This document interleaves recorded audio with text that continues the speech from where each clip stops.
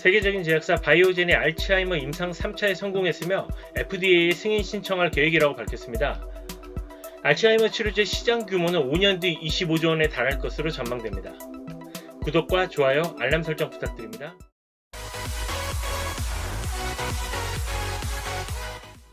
안녕하세요. 경제공부와 투자를 한 번에 경제전문가 배너입니다.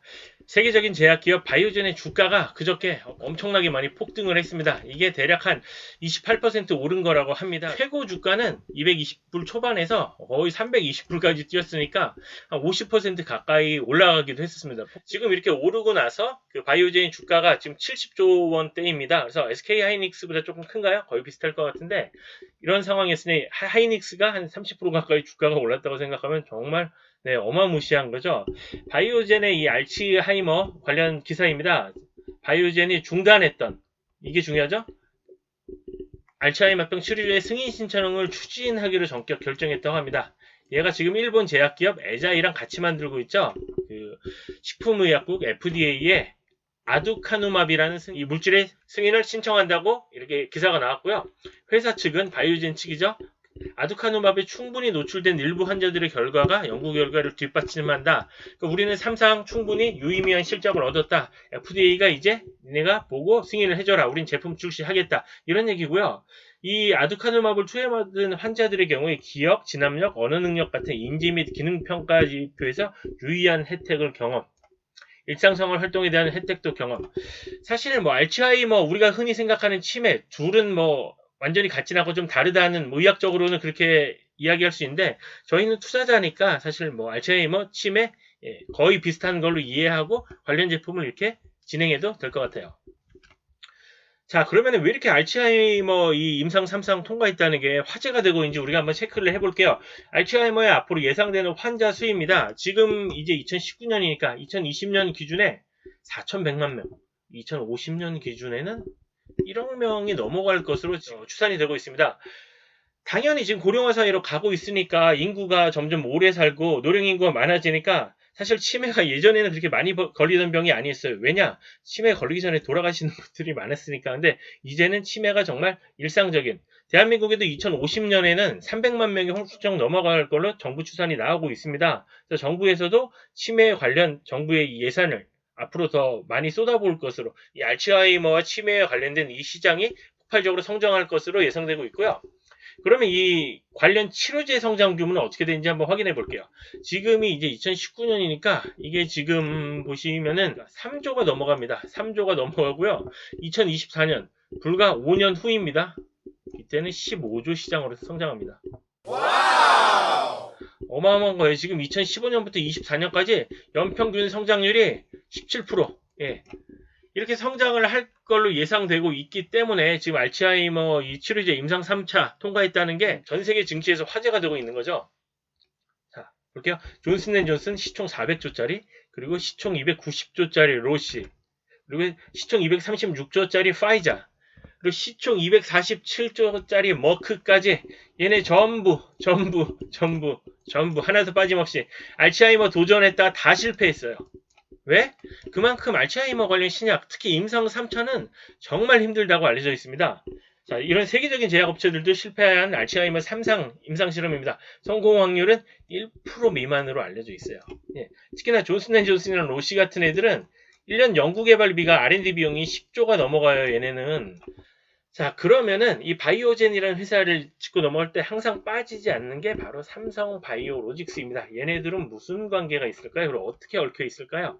자, 대한민국에서 바이오젠은 항상 삼성 바이오로직스와 연결을 하는데 바이오젠은 그냥 콜옵션 얘기할 때만 나오고 이 회사가 어떤 회사인지에 대한 설명은 별로 본 적이 없는 것 같아요. 이 지분 관계입니다. 먼저 삼성 바이오 에피스라는 회사가 있어요. 얘가 중요합니다. 얘가 있고 삼성 바이오로직스. 지금 분식회기 때문에 시끄러운 그 대형주죠. 우리나라 바이오 그 대형주인데 삼성 바이오로직스가 원래 삼성 바이오 에피스의 지분을 90% 넘게 가지고 있었어요. 그래서 실제로 종속회사였습니다. 갑자기 이걸 2015년에 관계회사로 바꿔버려요.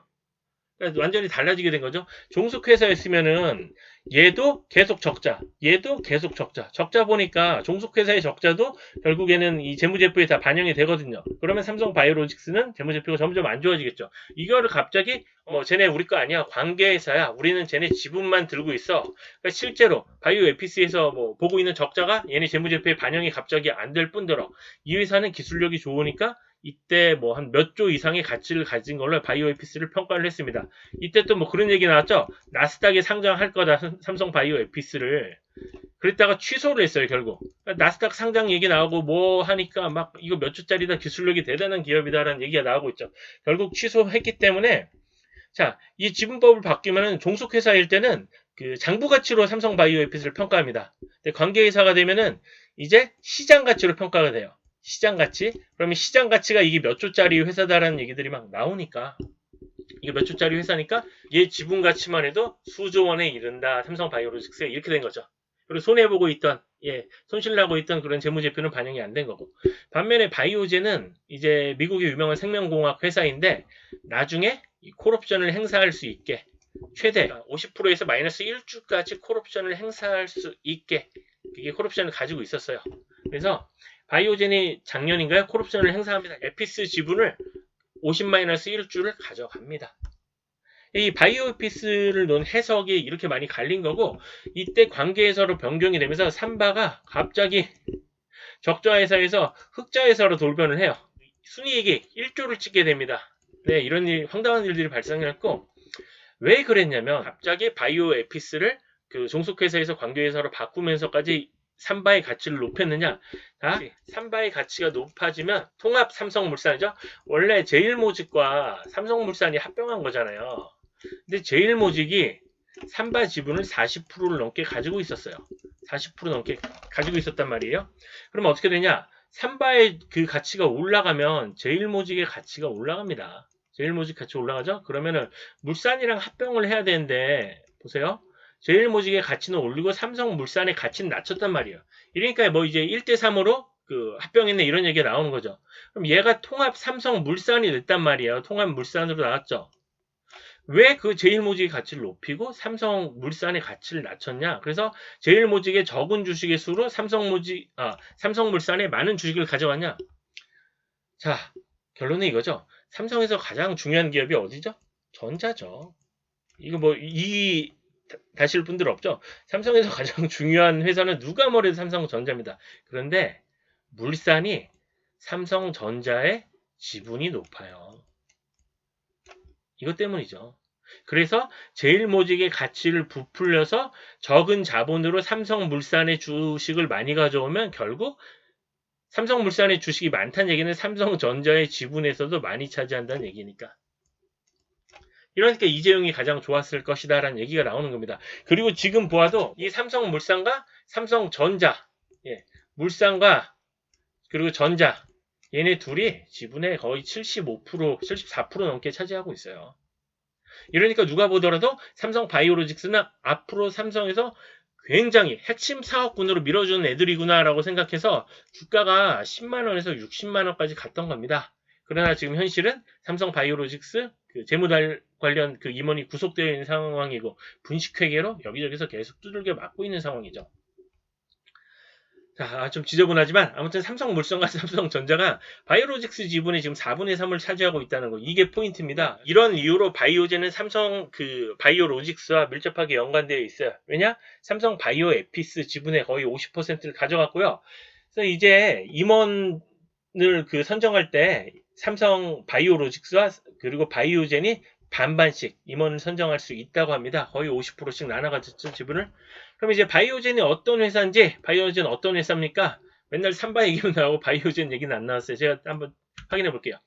자, 바이오젠의 유명한 제품입니다. 먼저 텍피데라라고 하는 제품이 있어요.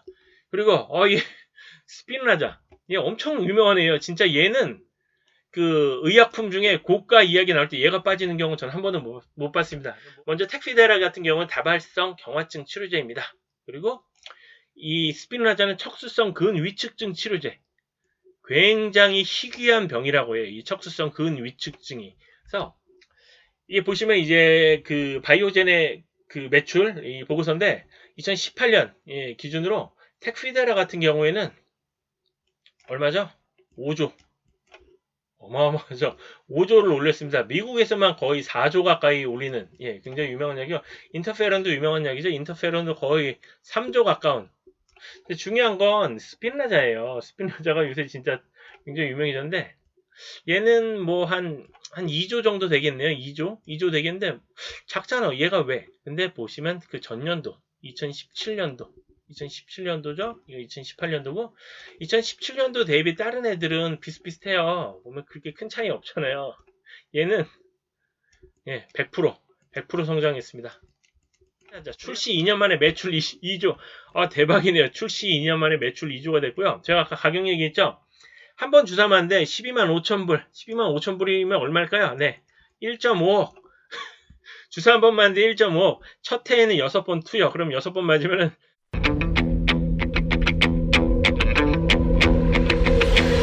9억입니다. 예, 서울 아파트 뭐 9억에 따라서 이제 뭐 세금이 갈리게 되는데, 이거 약 한 번 1년 쓰는데 9억입니다. 그래서 스피나자가 굉장히 유명한 제품이라는 거. 회사 재무제표를 한번 볼게요.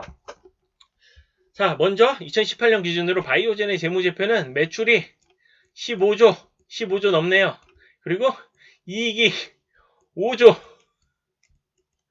아, 대박이죠. 이익이 5조예요. 여러분 참고로 셀트리온은 올해는 더 좋아질 거라고 예상을 하는데 작년 올해 기준으로 보면은 매출이 대략 1조. 얘는 이익이 5조. 그리고 영업이익이 뭐 올해 많이 나오면 한 4천억. 순이익이 한 3천억 좀 안 되고 이 정도인데 얘는 이익이 5조. 이게 충격적이에요. 제약사가 PER이 10. 네. 국내 제약 투자하시는 분들 PER 10짜리 거의 본 적 없으실 거예요. 그래서 바이오젠 시총이 이번에 28% 뛰고 나서 77조 됐어요. 이익이 5조 넘네랑 이익이 3천억짜리랑 그거 포함해서 77조. 셀트리온은 25조짜리 회사. 미국 기업들 좀 보시면 알겠지만 정말 미국 기업들 돈 잘 벌고 이익 잘 내는데 PER도 낮은 회사들이 굉장히 많습니다. 물론 퍼가 다는 아니지만 그래서 이런 회사들은 당연히 R&D 비용도 쏟아붓죠. 아까도 잠깐 이야기 드렸다시피 많이 넣는 애들은 한 10조 이상 붓거든요. 1년에. 자, 셀트리온 매출이 1년에 1조인데 R&D 비용만 10조가 넘게 쏟아붓는. 제가 다음번에는 그 국내 제약사들과 그리고 미국과 해외 글로벌 제약사들의 한번 비교를 한번 해보는 것도 좋을 것 같네요. 그래서 국내 알츠하이머 치료제 임상 현황입니다. 보시면 죄송합니다. 빵 터졌네. 네이처셀 나오죠? 사실상 국내 기업은 아쉽게도 크게 기대하기 어렵습니다. 네. 임상이 아직 멀었어요. 3상이 제일 어렵다는데 3상은 고사하고 임상 2상도 제대로 통과한 데가 별로 없죠. 아까 그래서 이야기 들었다시피 이게 지금 바이오젠 주가인데 여기 보시면은 이때 떡상합니다. 아, 미국은 역시 그 상한가 폭이 없어서 되게 무서워. 이때 되게 많이 올랐는데 이때가 임상 2상 성공 소식 들으면서 떡상했어요. 그러다가 다시 내려오다가 이때 이거 올라간 것보다 더 떨어져요. 이거 뭐였죠? 이때가 삼상 실패. 삼상 실패야. 난 더 이상 개발 안 해. 이 기사가 나오면서 저렇게 돈 잘 벌던 매출 15조에 그 이익 5조 찍던 회사가 그리고 나서 이제 박스권에 갇힙니다.